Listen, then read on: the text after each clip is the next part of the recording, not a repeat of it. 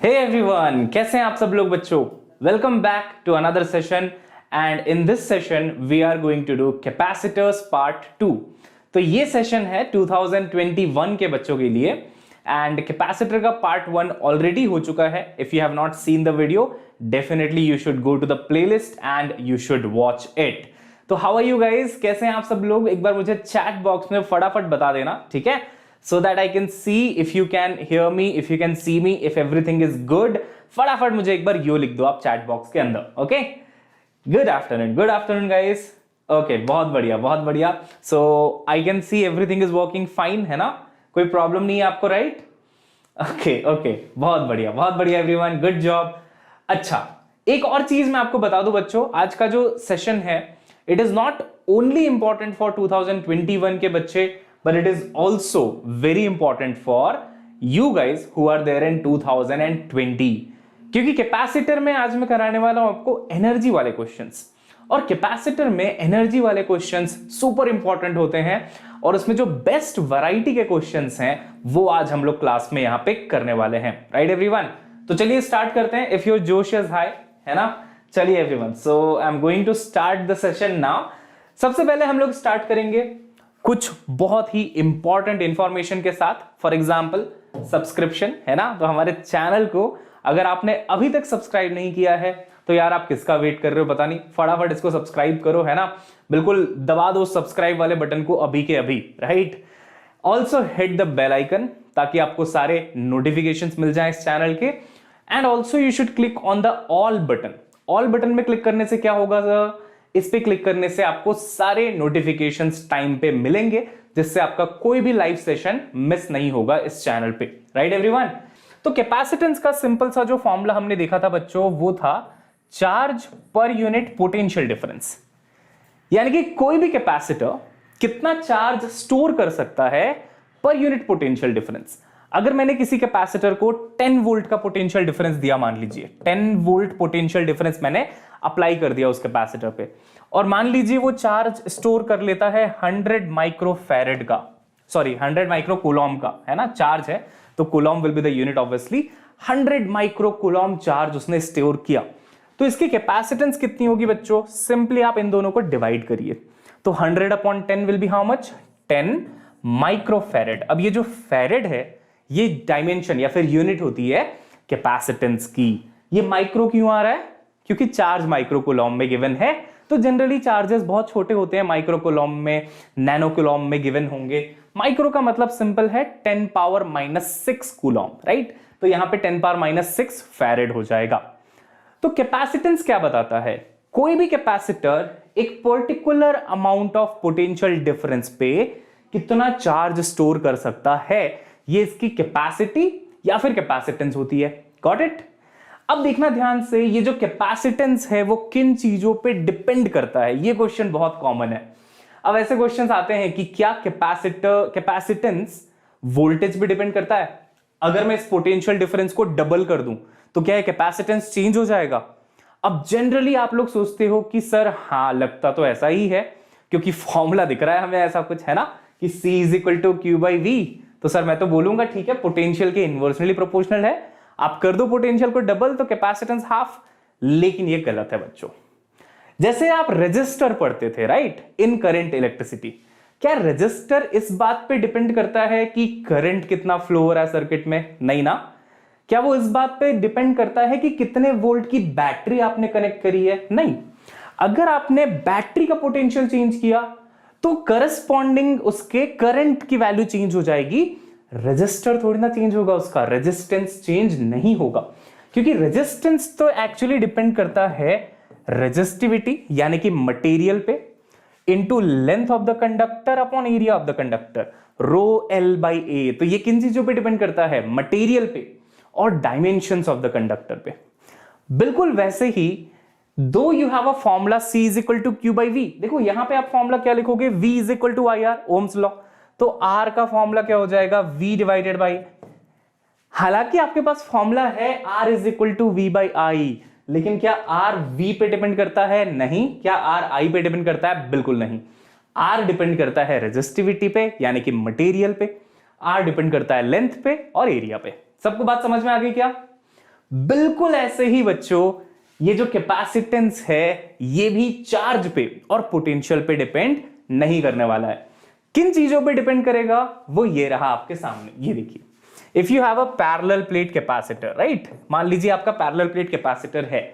Parallel plate capacitor में मान लीजिए दो प्लेट्स के डिस्टेंस d है, यानी कि दो प्लेट्स होंगी आपके पास ऐसे, है ना, इनके बीच का जो डिस्टेंस है वो d है।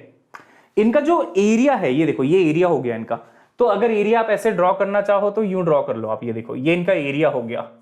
ये अगर एरिया a है और अगर दोनों के बीच में डिस्टेंस d है तो कैपेसिटेंस का फॉर्मूला होता है epsilon not, permittivity of free space, electrostatics, multiplied by a divided by d। तो किन चीजों पे डिपेंड करा? डायमेंशंस ऑफ प्लेट पे, कितना उसका एरिया होगा, उनके बीच की सेपरेशन कितनी होगी, और एप्सिलॉन नॉट क्या बताता है? मीडियम कौन सा है वहां पे। अगर आपने एप्सिलॉन नॉट लिखा है तो इसका मतलब डेफिनेटली आपने प्लेट्स के बीच में एयर या फिर वैक्यूम कंसीडर किया होगा। लेकिन मान लीजिए एयर और वैक्यूम के जगह कोई और डाई इलेक्ट्रिक मटेरियल यानी कि इंसुलेटिंग मटेरियल इंसर्ट किया गया है। कोई भी डाई इलेक्ट्रिक मटेरियल आपने यहां पे इंसर्ट कर दिया, तो मैं वो डायग्राम भी बना देता हूं। वो डाई इलेक्ट्रिक मटेरियल कुछ ऐसा दिखाई देगा, ये देखो, है ना, ये हमारी एक डाई इलेक्ट्रिक स्लैब यहां पे इंसर्ट हो गई। इस डाई इलेक्ट्रिक स्लैब के पास होती है एक डाई इलेक्ट्रिक कांस्टेंट। इसका क्या होता है? डाई इलेक्ट्रिक कांस्टेंट होता है। अब थोड़ा सा मैं यहां पे आपको बैकग्राउंड बता देता हूं। ये जो डाई इलेक्ट्रिक कांस्टेंट है इसे ही हम कहते हैं relative permittivity of the medium, electrostatics है ये। तो डाई इलेक्ट्रिक कांस्टेंट आपको गिवन होगा। अगर dielectric constant k given है ना, तो आप यहां पे कैपेसिटेंस के फॉर्मूले में k से मल्टीप्लाई कर देना, दैट्स इट। समझ आ रहा है? k से मल्टीप्लाई कर दो, खत्म है बात, ठीक है।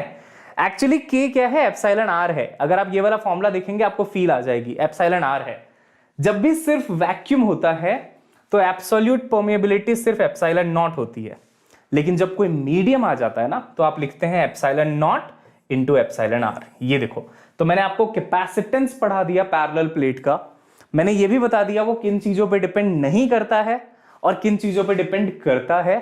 अगर डाइइलेक्ट्रिक स्लैब इंसर्ट किया हुआ है तब उसकी कैपेसिटेंस कितनी हो जाएगी, और अगर सिर्फ एयर या फिर वैक्यूम है तब उसकी कैपेसिटेंस कितनी होगी। सब कुछ देख लिया है। अगर फील आ गई है तो मुझे एक बार चैट बॉक्स में बता देना। अगर फील आ गई है तो जल्दी से एक स्वैग सल्यूट भी देना है आपको और चैट बॉक्स में मुझे बताना है कि हाँ सर समझ में आ गया। कम ऑन एवरीवन, हम तब तक आगे बढ़ते हैं, है ना। Let us move ahead now. Feel आ गई है? क्या बात है, बहुत बढ़िया, अमेजिंग एवरीवन, अमेजिंग। चलो अब आगे बढ़ते हैं, ठीक है। देखो, ये जो टॉपिक आपको यहां पे दिख रहा है ये ना तो एनसीईआरटी में है और ना ही नीट में इतना ज्यादा पूछा जाता है, but there is a chance, क्योंकि एम्स में आता था ये पहले, ठीक है। एम्स में ये टॉपिक पहले पूछा जाता था। तो हम आपको सिर्फ एक छोटा सा फॉर्मूला बता रहे हैं बच्चों, आप फॉर्मूला याद रखिए, उसके बेसिस पे डायरेक्ट क्वेश्चंस आ सकते हैं, उनको सॉल्व कर दीजिएगा just using the formula, that's it, ठीक है। यहां पे देखो क्या है टॉपिक, स्फेरिकल कैपेसिटर। वैसे तो आपके सिलेबस में मेनली पैरेलल प्लेट कैपेसिटर ही है और 90% से ज्यादा क्वेश्चंस पैरेलल प्लेट कैपेसिटर्स के ही पूछे जाते हैं, जिसका कैपेसिटेंस आपको ऑलरेडी पता है। You have seen that formula, right, epsilon not a divided by d, वो आपको ऑलरेडी पता है, बहुत बढ़िया। स्फेरिकल कैपेसिटर हालांकि चांसेस कम है, लेकिन अगर फॉर्मूला याद रह जाए तो कोई बड़ी बात नहीं है, है ना। आप क्वेश्चन सॉल्व कर पाओगे अगर आपको उसमें से एक क्वेश्चन दिख गया तो चलिए मैं आपको बताता हूं इसका फॉर्मूला क्या होता है। स्फेरिकल कैपेसिटर में दो केस हैं। एक केस होता है आइसोलेटेड स्फेरिकल कंडक्टर। मान लो एक आइसोलेटेड स्फेरिकल कंडक्टर यहां पे रखा हुआ है, ठीक है। इसका रेडियस आप मान लीजिए r है और इस पे चार्ज मान लीजिए q है ना। तो ये एक बहुत बड़ा एक और कंडक्टर आप कंसीडर करते हो स्पेस का, ठीक है, वो सब छोड़ो आप। एक अगर आइसोलेटेड स्फीयर है तो इसकी कैपेसिटेंस दी जाती है इस फॉर्मूले के थ्रू। ये देखो 4 pi epsilon not epsilon r into capital R which is the radius. अब ज्यादातर केसेस में एप्सिलॉन r 1 रहेगा, क्योंकि ये कैपेसिटर जो है, ये कंडक्टर जो है वो एयर में या फिर वैक्यूम में आप इसको कंसीडर करेंगे, तो उस केस में मीडियम का एप्सिलॉन r जो है वो 1 हो जाता है। तो इसलिए ये फॉर्मूला बनता है 4 pi epsilon not into r। देखो बहुत सिंपल फॉर्मूला बन गया क्या, है ना, बहुत सिंपल फॉर्मूला है, याद रखो, डन एंड डस्टेड। ठीक है, आइसोलेटेड स्फेरिकल कैपेसिटर। अब बात करते हैं कैपेसिटेंस ऑफ स्फेरिकल कैपेसिटर। ये वो वाला केस है कि मान लीजिए आपके पास एक स्फीयर यहां पे है बच्चों, ठीक है, इस पे कोई प्लस क्यू चार्ज रखा हुआ है, राइट, इसके जस्ट बाहर एक और कैपेसिटर है, इस पे माइनस क्यू चार्ज रखा हुआ है। ये देखो, ये प्लस क्यू और ये माइनस क्यू है। सबको पता है ना, कैपेसिटर में एक पॉजिटिव चार्ज होगा और एक नेगेटिव चार्ज होगा। पहले सेशन में मैंने आपको ये सब चीजें बताई हैं, है ना, एक प्लेट पॉजिटिव चार्ज, दूसरी प्लेट नेगेटिव चार्ज। तो ये प्लस क्यू और माइनस क्यू हो गया। छोटे वाले का रेडियस आप ए मान लो और बड़े वाले का रेडियस आप बी मान लो, तो इसका कैपेसिटेंस का फॉर्मूला होता है ये देखो, 4 pi epsilon naught A B upon B minus A. समझ आ रहा है सभी को? 4 pi epsilon naught A B upon B minus A, ये इसका फॉर्मूला हो गया। डन, ठीक है, समझ में आ रहा है? फॉर्मूला याद रखो और आगे बढ़ो, दैट्स इट। चाहो तो आप स्क्रीनशॉट भी ले सकते हो बच्चों, I have no issue. Next है सिलिंड्रिकल कैपेसिटर। अब आप पूछोगे सर ये है भी सिलेबस में या ऐसे ही फालतू में पढ़ा रहे हो आप? बेटा देखो, वैसे तो नहीं आते हैं इससे क्वेश्चंस, बट मैं आपको तैयार कर रहा हूं वर्स्ट केस सिनेरियो के लिए। क्योंकि अगर आप अभी एनटीए के पेपर्स देखोगे ना, तो एनटीए के पेपर में एक क्वेश्चन यहां से आया है ना, सिलिंड्रिकल कैपेसिटर से। अब हालांकि एनटीए के पेपर में तो बहुत सारे ऐसे टॉपिक्स से क्वेश्चन आया है जिससे आज तक नीट में क्वेश्चन नहीं आए थे, this is the fact, let me tell you. But अगर वो चीज सिर्फ फॉर्मूले से सॉर्ट आउट की जा सकती है तो डेफिनेटली हमें कर लेना चाहिए, क्योंकि पैरेलल प्लेट कैपेसिटर तो पिछले 10 साल 15 साल 20 साल से पूछ ही रहे हैं वो। अब बचा क्या उनके पास पूछने को? अगर कुछ नया पूछना है, कुछ थोड़ा डिफिकल्ट पूछना है, तो हो सकता है स्फेरिकल पूछ लें, सिलिंड्रिकल पूछ लें। हमें उसके लिए क्या करना है? हमें तो सिंपल है, फॉर्मूला ही याद रखना है। तो क्यों ना याद कर लें? समझ आ रही है बात? क्यों ना याद कर लें आप, तो याद कर लीजिए इसे, ठीक है। सो देखिए ध्यान से, यहां पे एक सिलिंड्रिकल सरफेस अंदर की तरफ है, रेडियस ए मान लीजिए आप उसका। छोटे वाले का रेडियस कितना बच्चों? ए है, यहां पे लिखा है वैसे देख लो। और बड़े वाले का रेडियस बी है। तो एक सिलेंडर है, उसके बाहर एक और सिलेंडर है। अगर ऐसा सिचुएशन आपको गिवन है तो capacitance of the system per unit length, है ना, capacitance of the system per unit length इस फॉर्मूले से आता है, 2 pi epsilon not divided by log. ये क्या है? ln क्या लिखा है? Log, natural log. तो लॉग बी अपॉन ए। बी क्या है? बड़े वाले सिलेंडर का रेडियस, और ए क्या है? छोटे वाले का रेडियस। सबको समझ में आ रहा है क्या? देख लो एक बार, 2 pi epsilon naught upon log B by A, ठीक है। अब इसमें बहुत ज्यादा डिफिकल्ट क्वेश्चंस नहीं आएंगे, डोंट वरी। एक चीज और याद रखना, ये तो कैपेसिटेंस पर यूनिट लेंथ है। अगर मान लो इसका लेंथ एल है ना, तो इसका कैपेसिटेंस होता है 2 pi epsilon naught into L divided by log B upon A. ये लेंथ के साथ फॉर्मूला है, मतलब capacitance is proportional to the length of the capacitor. Capacitance is proportional to length of the capacitor. जितनी ज्यादा length है उतनी ज्यादा कैपेसिटेंस होगी। जो एनटीए वाला क्वेश्चन था वो सिर्फ इस फैक्ट से सॉल्व हो जाता, सिर्फ इस फैक्ट से, क्योंकि उन्होंने बोला था कि इसका चार्ज डबल कर देते हैं और लेंथ भी डबल कर देते हैं। बताओ कैपेसिटर एनर्जी स्टोर्ड का क्या होगा? तो आप कर सकते थे उससे, मैं आपको बता दूंगा वो क्वेश्चन बाद में। बट हाँ, ये चीज ध्यान रखो कि कैपेसिटेंस लेंथ के प्रोपोर्शनल है। समझ में आ गई सबको बात, है ना? यार थोड़ी एनर्जी दिखाओ, ऐसे काम नहीं चलेगा। मैं इतनी एनर्जी से आपको पढ़ा रहा हूं, है कि नहीं? आपको भी एनर्जी दिखानी चाहिए।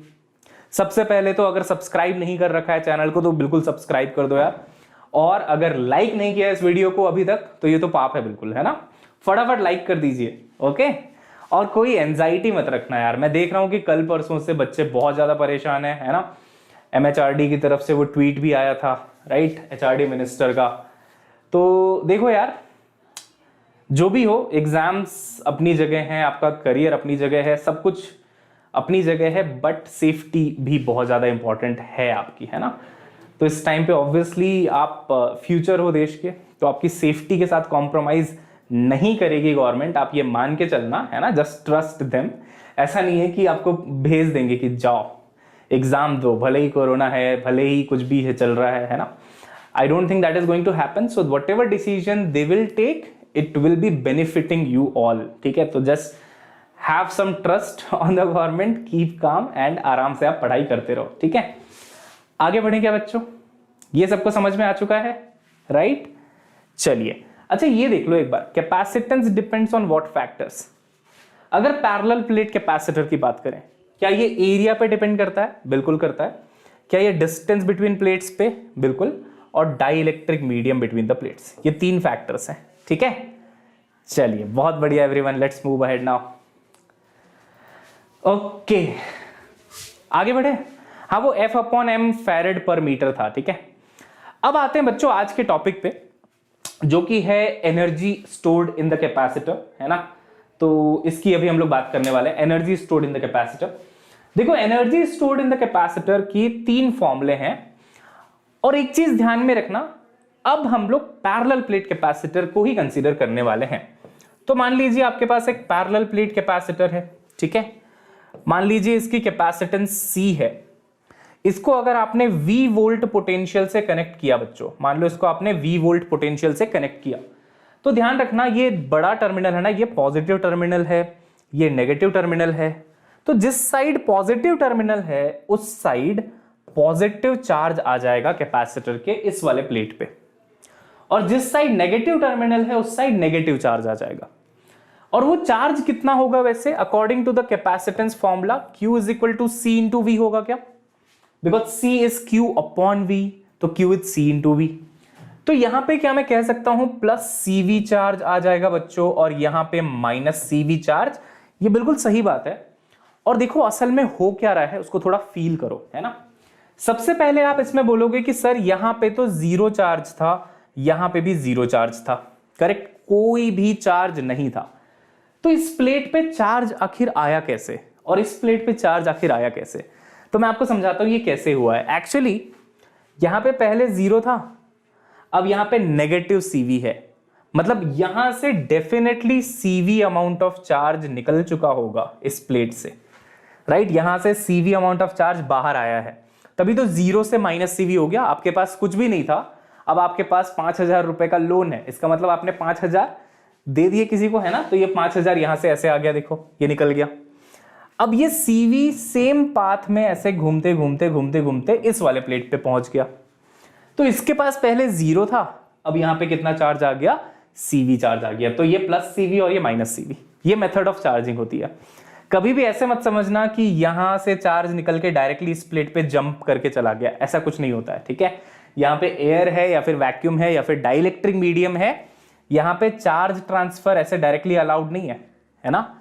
बैटरी का काम है एक प्लेट से चार्ज उठाना और दूसरे प्लेट को पहुंचा देना, ताकि दोनों प्लेट्स चार्ज हो जाएं। तो ये तरीका है चार्जिंग का, एक प्लेट से चार्ज निकलेगा ऐसे और दूसरी प्लेट पे ये ऐसे पहुंच जाएगा। बात समझ में आ रही है सभी को? ऐसा होने के बाद अब ये कैपेसिटर हम बोलेंगे चार्ज हो चुका है, तो इसके पास कुछ एनर्जी आ जाएगी, इलेक्ट्रोस्टैटिक एनर्जी आ जाएगी, है ना। इसमें मैंने आपको बताया था कि इलेक्ट्रिक फील्ड आ जाती है बीच में, सिग्मा बाय एप्सिलॉन नॉट, उतनी इलेक्ट्रिक फील्ड आ जाती है।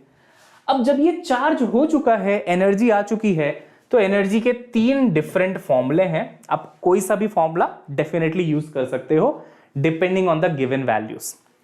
पहला फॉर्मूला है हाफ CV², दूसरा फॉर्मूला है Q²/2C, और तीसरा फॉर्मूला है QV/2। कोई भी फॉर्मूला यूज करो, खुश रहो, कोई प्रॉब्लम नहीं है। ठीक है, सबको समझ में आ गया ये वाला पॉइंट, है ना। चलिए बहुत बढ़िया एवरीवन, आगे बढ़ते हैं। ये कहलाती है एनर्जी डेंसिटी। देखो, एनर्जी डेंसिटी का डायरेक्ट फॉर्मूला होता है half epsilon naught into electric field square. ये इलेक्ट्रिक एनर्जी डेंसिटी है। बाद में आप मैग्नेटिज्म में मैग्नेटिक एनर्जी डेंसिटी भी देखोगे, ये इलेक्ट्रिक एनर्जी डेंसिटी है। समझ आ रहा है? इलेक्ट्रिक एनर्जी डेंसिटी ये तब होती है जब मीडियम वैक्यूम हो। मीडियम कौन सा हो? वैक्यूम हो या फिर एयर हो। लेकिन अगर कोई और मीडियम गिवन है तो यहां पे आपको एप्सिलॉन R भी लिखना पड़ेगा। समझ आ रहा है? डाइलेक्ट्रिक कांस्टेंट या फिर रिलेटिव परमिटिविटी। तो बच्चों ये रहा फॉर्मूला फॉर एनी मीडियम, और यही है ना, डाइलेक्ट्रिक कांस्टेंट ही तो होता है एप्सिलॉन R। तो आप एप्सिलॉन R को हटा के K भी लिख सकते हैं, नॉट एन इश्यू, राइट। चलिए आगे बढ़ते हैं। Energy lost in the charging of a capacitor. देखो ये बहुत इंपॉर्टेंट बात है, देखना ध्यान से आप, ठीक है। मान लो बच्चों आपको एक कैपेसिटर गिवन है यहां पे, और ये मान लीजिए पहले अनचार्ज्ड है, चार्ज नहीं है। जो भी चीजें मैं अभी पढ़ा रहा हूं ना, वो बहुत super super super duper important है, मतलब आप ऐसा कह लो। और अभी तुरंत के तुरंत यार नोट्स लेके बैठ जाओ। अभी तक की चीजें अगर आपने नहीं भी लिखी है ना इस क्लास की तो भी काम चल जाएगा, because you can actually see the PPT, download कर सकते हैं आप पीडीएफ को और वहां से फॉर्मूले लिख सकते हैं। बट ये प्रोसेस बेस्ड है, आपके नोट्स में सब चीजें एक प्रोसेस में लिखी होनी चाहिए। देखो, energy lost in the charging of a capacitor. मान लो इस कैपेसिटर के पास पहले 0 चार्ज था, तो क्या आप बता सकते हो इसकी एनर्जी कितनी थी पहले जब ये बैटरी से कनेक्टेड नहीं था? ऑब्वियसली एनर्जी 0 थी, है ना? तो इनिशियल एनर्जी कैपेसिटर की थी 0। ठीक है, अब आपने इसको चार्ज कर दिया, V वोल्ट का पोटेंशियल लगा दिया, इसका कैपेसिटेंस C है। अब क्योंकि अब ये V वोल्ट से कनेक्टेड है, तो क्या मैं कह सकता हूं अब इसकी एनर्जी हो गई हाफ CV²। इनिशियल एनर्जी तब है जब ये बैटरी से कनेक्टेड नहीं था, फाइनल एनर्जी तब है जब ये बैटरी से कनेक्टेड है, तो फाइनल एनर्जी इतनी आ गई। ठीक है, और अभी अभी मैंने आपको ये बात समझाई थी बच्चों कि चार्जिंग कैसे होती है। देखो, अब यहाँ पे प्लस CV चार्ज है, यहाँ पे माइनस CV चार्ज है, तो यहां से चार्ज ऐसे निकल के यहां वापस आया होगा। यही डिसाइड हुआ था क्या? कितना चार्ज निकला होगा इस वाली प्लेट से? CV चार्ज निकला होगा, है ना? अभी पहले 0 था, अभी माइनस CV है, तो डेफिनेटली इसने CV चार्ज लूज किया है। इस पे पहले 0 था, अब इसके पास प्लस CV है, तो इसको CV चार्ज मिला है, तो CV चार्ज ऐसे फ्लो हुआ है। अब यहां पे देखो, एक और चीज हम निकालते हैं, CV चार्ज बैटरी से फ्लो हो रहा है, राइट? तो आप बताना वर्क डन बाय बैटरी कितना होगा, बैटरी ने इस प्रोसेस में कितना वर्क किया होगा। तो बैटरी का वर्क डन ऐसे लिखा जाता है, charge phloem through battery multiplied by potential difference of the battery. समझ आ रहा है? 10th क्लास का टॉपिक है ये, work done is equal to charge into potential, और हमने वो इलेक्ट्रोस्टैटिक्स में भी सीखा है। तो अब ध्यान से देखते जाना, वर्क डन बाय बैटरी कितनी होगी? लिखो सब लोग एक बार चैट बॉक्स में, how much is the work done by battery now? Charge phloem कितना है बच्चों? CV। चार्ज फ्लो कितना हो रहा है? CV। तो मैं लिखूंगा यहां पे CV, और मल्टीप्लाइड बाय पोटेंशियल डिफरेंस कितना है? V। तो V से मल्टीप्लाई करेंगे, V² हो जाएगा। अब यहां पे मोस्ट इंपॉर्टेंट बात यह है, अगर आप ध्यान से देखोगे बैटरी ने कितना वर्क किया? CV², बट कैपेसिटर में कितना स्टोर हुआ? Half CV²। तो बाकी का हाफ CV² कहां है? वर्क एनर्जी थ्योरम क्या कहता है, आप मतलब एनर्जी कंजर्वेशन क्या कहता है? जितनी भी एनर्जी आपने दी है या जो भी वर्क आपने किया है, वही तो यहां पे स्टोर होना चाहिए था। आपने दिया CV², यहां स्टोर हुआ सिर्फ हाफ CV²। ये तो करप्शन है ना? ये तो इंडिया का पॉलिटिक्स है, ऐसा ही है बिल्कुल। तो बेटा यहां पे हीट में लॉस हो जाती है बाकी की एनर्जी। अब ये हीट में लॉस क्यों होता है? क्योंकि इस वायर का डेफिनेटली कुछ ना कुछ रेजिस्टेंस रहा होगा, है ना? तो जब ये चार्जेस इसके अंदर ऐसे फ्लो होंगे, तो जाहिर सी बात है उस रेजिस्टेंस की वजह से वहां पे कुछ लॉस आएगा, क्योंकि जब चार्ज फ्लो होगा तो करंट होगा।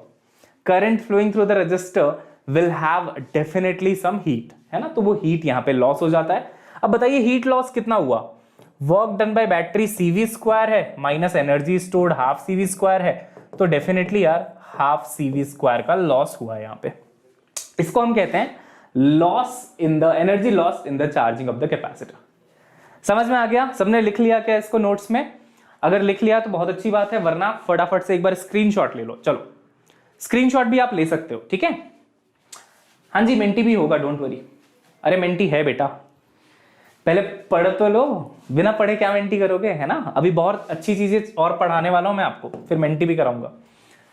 ये है बच्चों when two capacitors are connected like this. अब ये लाइक दिस क्या है वो मैं आपको समझाता हूं नेक्स्ट टॉपिक, ठीक है? नेक्स्ट टॉपिक है, फटाफट अलग अलग टॉपिक्स पढ़ा रहा हूं मैं आपको। इमेजिन करो बच्चों, आपके पास एक कैपेसिटर है, ठीक है?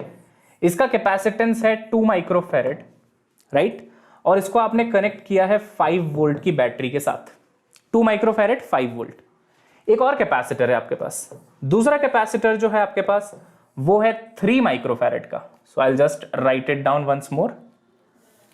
हाँ, तो ये है आपका 3 माइक्रोफैरेड का कैपेसिटर, ओके? इसको आपने चार्ज किया है 10 वोल्ट की बैटरी के साथ, ये प्लस माइनस, ये भी प्लस माइनस। अब हमने क्या किया, बैटरी को डिस्कनेक्ट किया। कैपेसिटर तो ऑलरेडी चार्ज हो चुका है ना? यानी कि इसके अक्रॉस कितना पोटेंशियल आ चुका है? 10 वोल्ट। और इसके अक्रॉस कितना पोटेंशियल आ चुका है? 5 वोल्ट, है ना? Plus minus 5 volt. अब हमने क्या किया, इन बैटरीज को यहां से डिस्कनेक्ट किया, है ना? ये बैटरीज यहां से हमने कर दिया डिस्कनेक्ट। कैपेसिटर तो मस्त चार्ज हो चुके हैं। अब एक काम करते हैं, इस कैपेसिटर को इसके साथ कनेक्ट कर देते हैं, ठीक है, आपस में। तो यहां से उठा के आपने इस कैपेसिटर को यहां पे कनेक्ट कर दिया, 3 माइक्रोफैरेड प्लस माइनस, कितना वोल्ट है इसमें, 10 वोल्ट। अब ध्यान से सुनना क्या क्या होगा यहां पे, ठीक है, very important part. So two charged capacitors are connected together.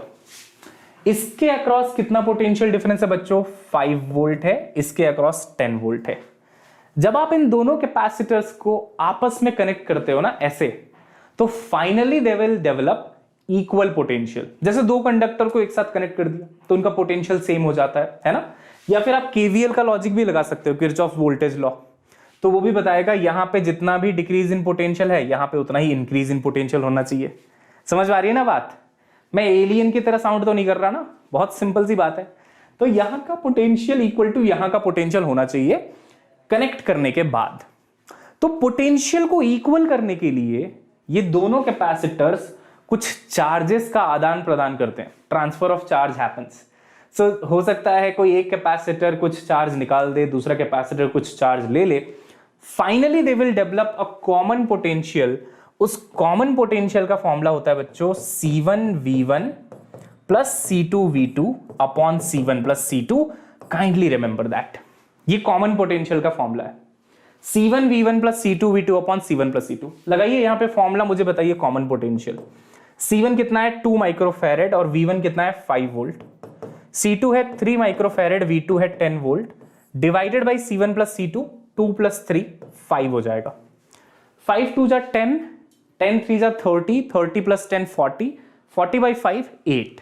तो आपका कॉमन पोटेंशियल यहां पे आ जाएगा 8 volt. One of the most frequently asked questions in your NEET examination और जेईई एग्जामिनेशन। समझ में आ गया सभी को? 8 वोल्ट इज द आंसर, है ना।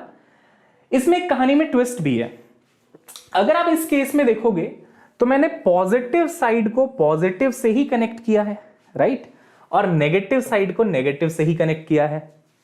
क्या हो अगर मैं यहां पे नेगेटिव कनेक्ट कर दूं और यहां पे पॉजिटिव फॉर 2 माइक्रोफैरेड? तो प्लस को माइनस से कनेक्ट कर दिया और माइनस को प्लस से अगर आप कनेक्ट कर दोगे तो फॉर्मूले में एक सिंपल सा चेंज आएगा। एक पोटेंशियल आपको नेगेटिव लेना पड़ेगा, तो यहां पे आप माइनस लिख देना, दैट्स इट।